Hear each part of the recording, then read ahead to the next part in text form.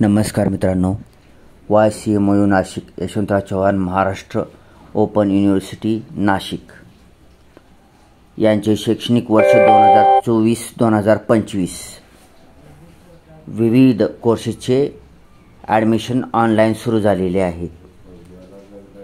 1 जून 2024 पासून सुरुवात झालेली आहे ऑनलाईन ॲप्लिकेशन करण्याकरता विविध शिक्षणक्रमांना आणि विदाऊट लेट फीस शेवटची तारीख असणार आहे 31 जुलै 2024।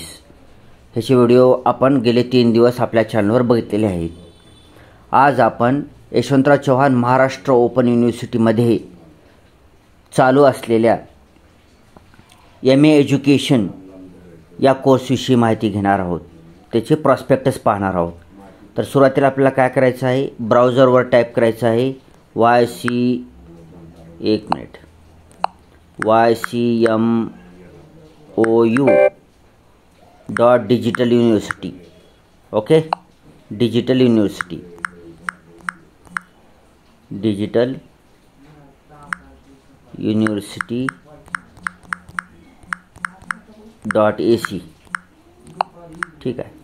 आता हे काही लोकांना माहीत आहे, तरी पण काही लोकांना माहीत नाही, म्हणून YCMOU.digital-university.ac ही आपल्या यशवंतराव चव्हाण महाराष्ट्र मुक्त विद्यापीठाची ऑफिशियल वेबसाईट आहे। या वेबसाईटवरच तुम्हाला ऑनलाईन ॲडमिशन करण्याची लिंक मिळेल। या वेबसाईटच तुमचं हॉल तिकीट निघणार आहे। या वेबसाईटवरच तुमचे प्रोफाईल बघता येणार आहे तुम्हाला। या वेबसाईटवरूनच तुम्हाला लॉग इन करता येणार आहे। तसेच या वेबसाईटवरच विद्यापीठाच्या विषयी सर्व काही माहिती ह्याच वेबसाईटवर तुम्हाला मिळणार आहे।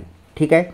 त्याच्यासाठी ही वेबसाईट पाठ करून ठेवायची, लिहून ठेवायची, YCMOU.digital-university.ac। मग आपण इथं सर्च केल्यानंतर खाली सर्च रिझल्टमध्ये आलेला आहे YCMOU.digital-university.ac, याच्यावर क्लिक करा।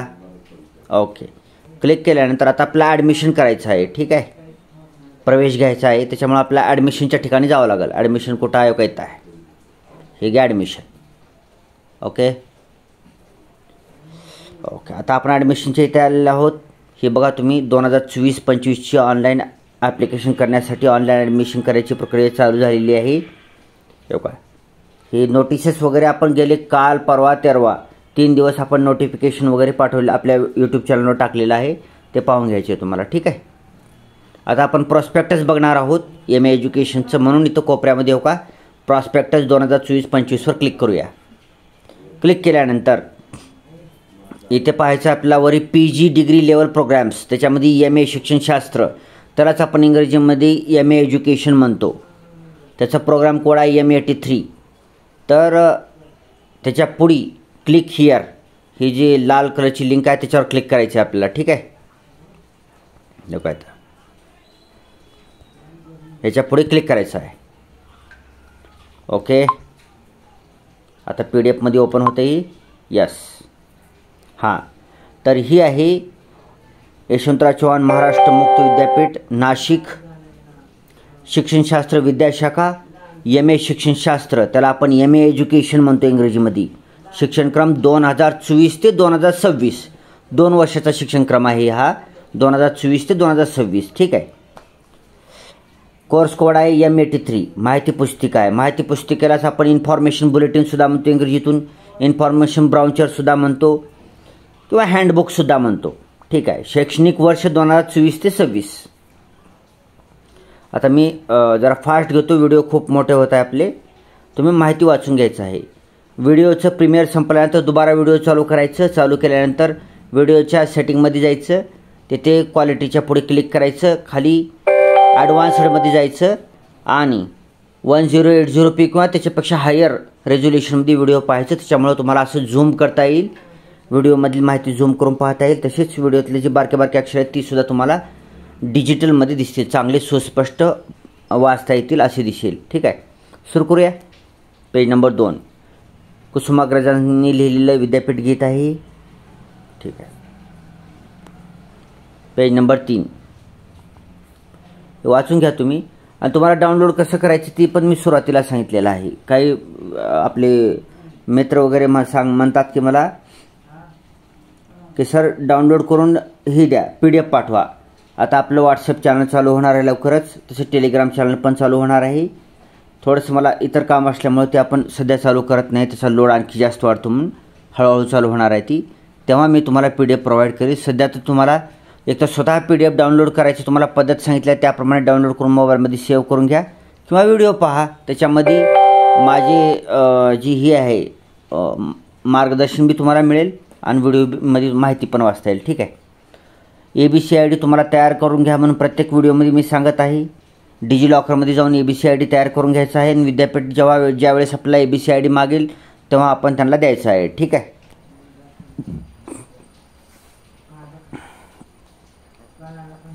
MA शिक्षणशास्त्र M83 शिक्षणक्रमाविषयी माहिती थोडक्यात माहिती दिलेली आहे.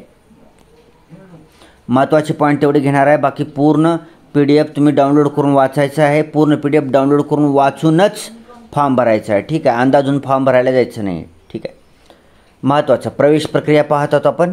त्याच्यामध्ये प्रवेश पात्रता ह्याच्यामध्ये एकूण 11 पॉईंट दिलेले आहेत. पहिला पॉईंट, कोणत्याही मान्यताप्राप्त विद्यापीठाची शिक्षणशास्त्र विषयातील BA पदवी उत्तीर्ण. आता MA एज्युकेशन MA शिक्षणशास्त्र या पदव्युत्तर पदवीला तुम्हाला ॲडमिशन घ्यायचं असेल तर त्या अगोदर तुम्हाला शैक्षणिक पात्रता काय असली पाहिजे तुमच्याकडं, तर कोणत्याही विद्यापीठाची मान्यताप्राप्त विद्यापीठाची, मग ते विद्यापीठ रेग्युलर विद्यापीठ असो, डिस्टन्स असो, एक्सटर्नल असो, कोणतेही मान्यताप्राप्त विद्यापीठ, UGCने मान्यता दिलेलं विद्यापीठ, त्या विद्यापीठातील BAला शिक्षणशास्त्र हा विषय घेऊन तुम्ही पास झालं पाहिजे. ध्यानात ठेवायचं आहे, BAला शिक्षणशास्त्र विषय असला पाहिजे. ही पहिली अट आहे. ज्या विद्यार्थ्यांचं BAला शिक्षणशास्त्र असेल, त्यांनी डिग्री मिळवलेली असेल, त्यांना MA एज्युकेशनला ॲडमिशन मिळेल. पहिली अट. किंवा आता ही ज्यांच्याकडं नसेल त्यांच्यासाठी, पहिली अट ज्यांच्याकडं नसेल त्यांच्यासाठी. किंवा नंबर 2, यशस्वीरित्या पूर्ण केलेल्या पदवीच्या किमान द्वितीय वर्षापर्यंत शिक्षणशास्त्र विषय घेतलेले. दुसरी अट आहे, वरची नसेल तर एखाद्या विद्यार्थ्याने डिग्री कंप्लीट केलेली असेल, त्या डिग्रीमध्ये किमान सेकंड इयरपर्यंत त्यानं शिक्षणशास्त्र विषय अभ्यासलेला असावा. फर्स्ट इयर आणि सेकंड इयरला त्याचं शिक्षणशास्त्र विषय असावा. अशासुद्धा विद्यार्थ्याला तुम्हाला MA एज्युकेशनला ॲडमिशन मिळेल. नंबर 3, किंवा आता दुसरी अट ज्याच्याकडे नसेल, पात्रता ज्याच्याकडे नसेल त्याच्यासाठी, किंवा कोणत्याही मान्यताप्राप्त विद्यापीठाची शिक्षणशास्त्र पदवी BEd उत्तीर्ण झालेले उमेदवार. ज्या कोण्या विद्यार्थ्याचं BEd झालेलं आहे त्याला डायरेक्ट MA एज्युकेशनला ॲडमिशन मिळतं. ज्यांचं कोणाचं BEd झालेलं आहे त्या BEdच्या विद्यार्थ्यांना काही अडचण येणार नाही. BEdचे विद्यार्थी डायरेक्ट MA एज्युकेशनला ॲडमिशन घेऊ शकतात. ओके. किंवा BA BEd एकात्मिक उत्तीर्ण किंवा BSc BEd एकात्मिक उत्तीर्ण किंवा BCom BEd एकात्मिक उत्तीर्ण. आता BA BEd BSc BEd किंवा BCom BEd हा एक इंटिग्रेटेड 4 इयर्स एकात्मिक कोर्स आहे जो नव्याने चालू झालेला आहे. तर हा कोर्ससुद्धा जे विद्यार्थी पास असतील त्या विद्यार्थ्यांनासुद्धा MA एज्युकेशनला ॲडमिशन मिळू शकतं. किंवा BEd विशेष शिक्षण उत्तीर्ण. आता BEd विशेष म्हणजे स्पेशल एज्युकेशन असतं, तीसुद्धा उत्तीर्ण असलेल्या विद्यार्थ्यांनासुद्धा प्रवेश मिळेल. किंवा BPEd शारीरिक शिक्षण उत्तीर्ण, BPEd उत्तीर्ण असेल तरही ॲडमिशन मिळेल. किंवा BLEd उत्तीर्ण असेल, काही लोकांच्या डिग्रीवर BLEd नाव आहे, तर ज्यांचं BLEd उत्तीर्ण असेल ते सुद्धा पात्र असतील MA एज्युकेशनला. किंवा कोणत्याही विषयातील BA पदवीधारक, हे तर खूपच चांगलं झालं. कोणत्याही विषयातील BA पदवीधारकांना सुद्धा MA एज्युकेशनला ॲडमिशन मिळणार आहे. खूप खूप इंटरेस्टिंग, खूप चांगली माहिती आहे. कोणत्याही विषयातील BA, ठीक आहे, कोणत्याही विषयातील BA पदवीधारकांना MA एज्युकेशनला ॲडमिशन मिळणार आहे. खूप चांगला पॉईंट आहे. हे सगळ्यांनी ध्यानात ठेवायचे. BA झालेल्या विद्यार्थ्यांना MA एज्युकेशनला ॲडमिशन मिळणार आहे. खूप चांगली बातमी आहे. पुढचा 9वा point, art master AM BEd समकक्ष ही जी डिग्री आहे त्यांनासुद्धा MA एज्युकेशनला ॲडमिशन मिळेल. 10वं, ललित कला पदवीधर व्यक्ती BFA ह्यांनासुद्धा ॲडमिशन मिळू शकतं. 11वं, खुल्या वर्गासाठी 50% आणि मागासवर्गासाठी 45% गुण आवश्यक. ठीक आहे.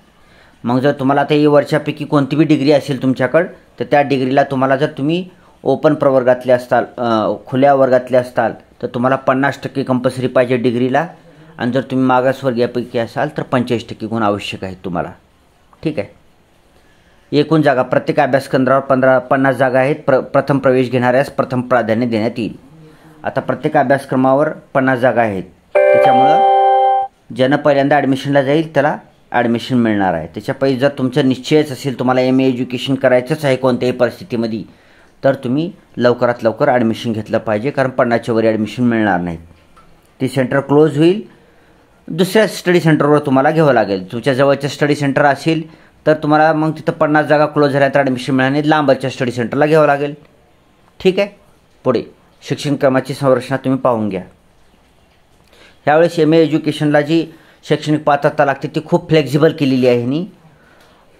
असा ह्याच्यात आता नॅशनल एज्युकेशन पॉलिसी 2020 तर उल्लेख केलेला नाही, परंतु फ्लेक्झिबल केलेली आहे प्रोसेस. ठीक आहे, असू द्या. शिक्षणक्रम MA शिक्षणशास्त्र शिक्षणक्रमाच्या प्रवेशासाठीचे शुल्क पुढीलप्रमाणे आहे. ठीक आहे. हां, टोटल शुल्क असणार आहे तुम्हाला का 1 मिनिट. विद्यार्थ्यांचा प्रवेश हा प्रतिवर्षी होणार आहे, त्यामुळे विद्यार्थ्यांनी प्रतिवर्षी शुल्क स्वतंत्रपणे भरावायचे आहे. आता शुल्क पाहूया आपण. ओके.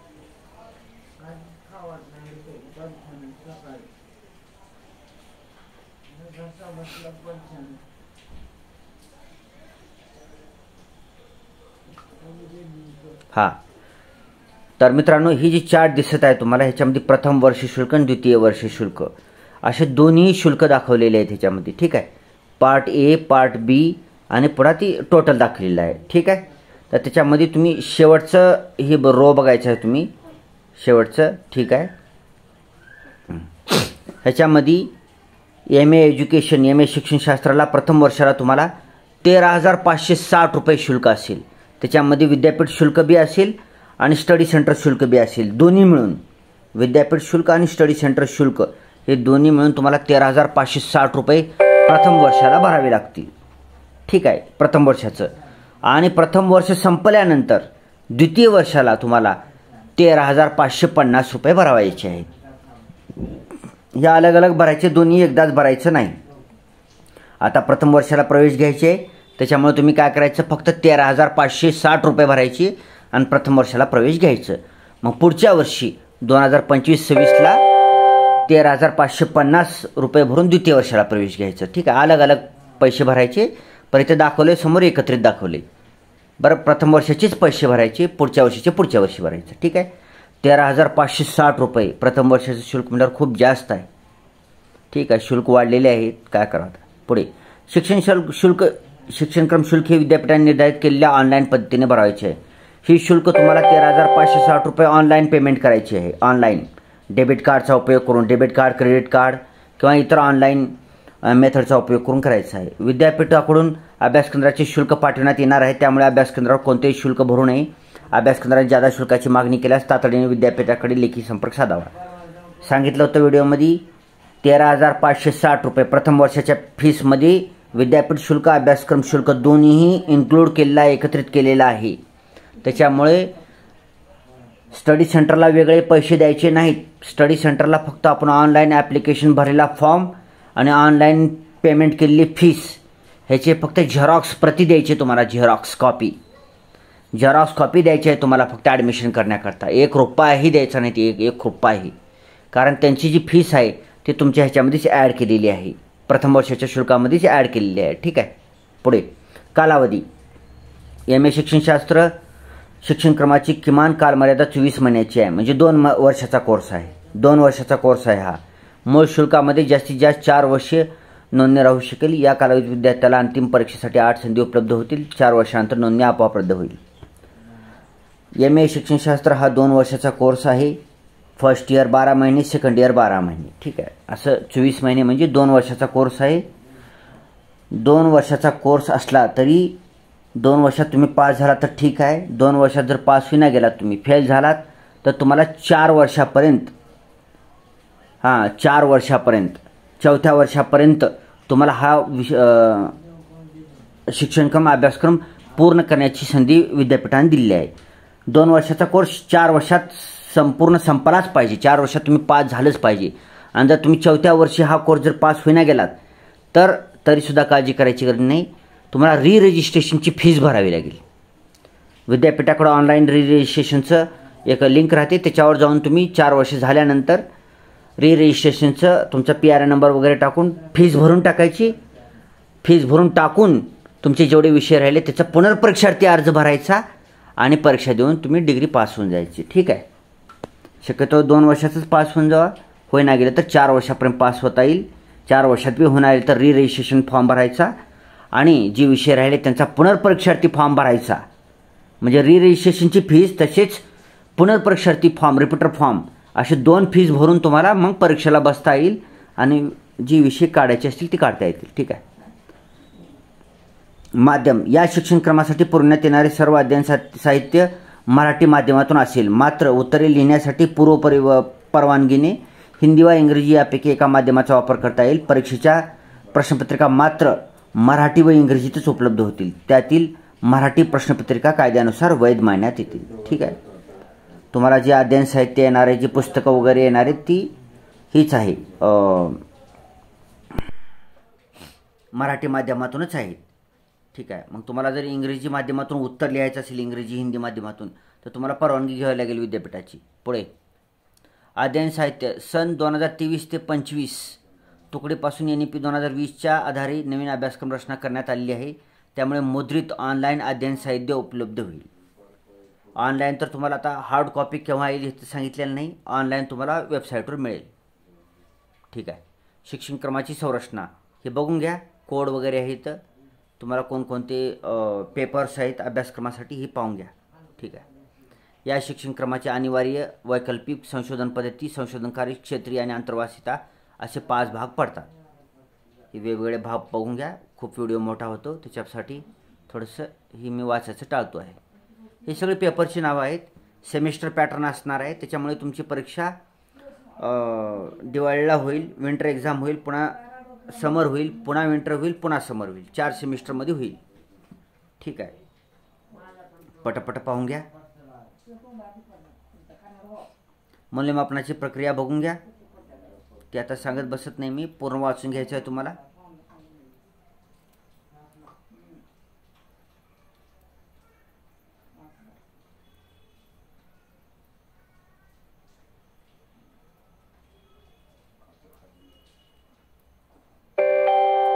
इथे लेखी परीक्षेचा पॅटर्न वगैरे दिलेला आहे, तुम्ही वाचून घ्यायचं आहे. ठीक आहे. हे वाचायला की वाचण्यासाठी खूप जास्त वेळ लागतो, त्याच्यासाठी हे तुम्ही वाचा, महत्त्वाचं मी सांगितलेलं आहे. आता मी उत्तीर्णतेचे नियम तेवढं महत्त्वाचं सांगतो. उत्तीर्णतेचे नियम: प्रत्येक अभ्यासक्रमाच्या अंतिम लेखी परीक्षा व स्वाध्याय यामध्ये प्रत्येकी किमान 40% गुण मिळवणे अनिवार्य आहे. ठीक आहे.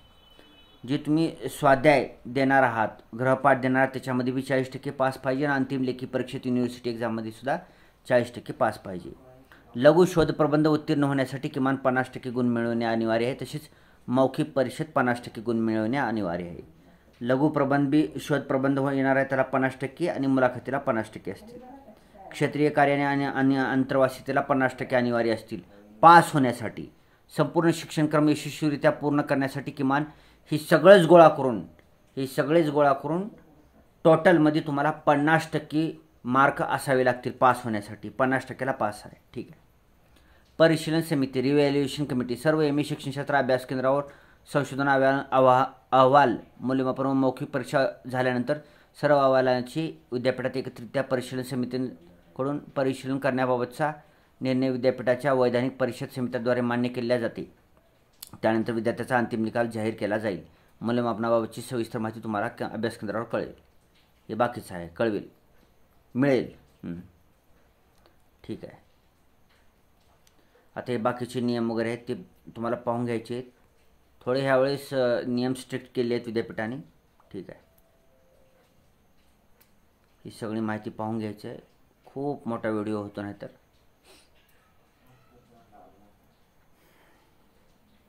हां, शेवटचं ही जी पेज आहे ती अत्यंत महत्त्वाचं आहे मित्रांनो.